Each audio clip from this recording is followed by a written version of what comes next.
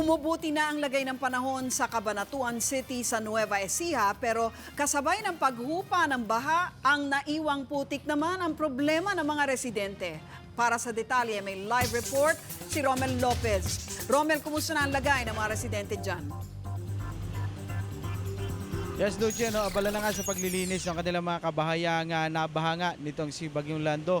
Yung mga kababayan natin dito sa Cabanatuan City, Nueva Ecija. Yun nga lang, ang problema, bukod sa putik, nagkakasakit na rin yung ilang mga residente, lalo na yung mga nasa evacuation centers.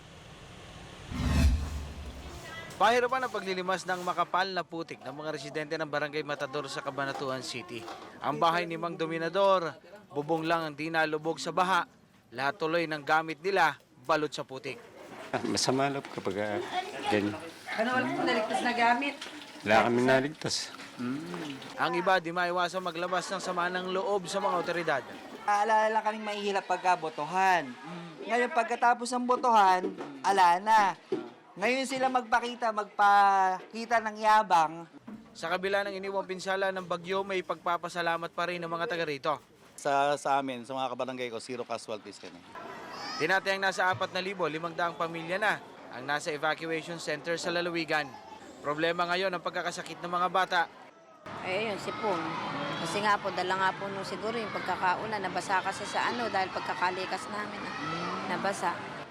Hiling ng mga magulang bukod sa rasyon, gamot para sa mga bata. Pero di lang pagkakasakit ang kanilang iniinda. Dito sa Nueva Ecija National High School, ang mga manok, aso at iba pang alaga, katabi pa ng mga ahamo sa higaan. Kaya ang iba, kinakati na.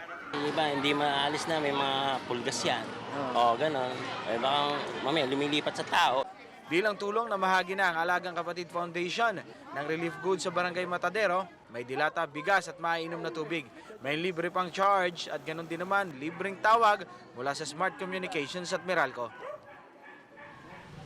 Lucien, itong hapon nga, muling naramdaman natin yung pag-ambon dito sa lugar. Meron, mahina naman ito at agad din namang tumigil. Sa kapapasok nga lang na balita, na impormasyon sa atin, ayon sa Kapitolyo, sa kanyang initial damage assessment sa mga napinsala nitong si Bagyong Lando sa mga gulay ay umaabot na sa 438 hectares yung naapektuhan nitong si Bagyong Lando. Nagkakahalaga yan ng 65 million pesos yung mga nasirang gulay. Yung lamang mas nakakapanlumo, Luchi, yung figures nga na binigay nila sa palay, lalo na rice granary ng Pilipinas, itong Nueva Ecija, umaabot sa 134,000 hectares yung naapektuhan nitong si Bagyong Lando na palayan. Tumutugon yan sa 3.3 billion pesos ng halaga ng mga nasirang palay. Luchi?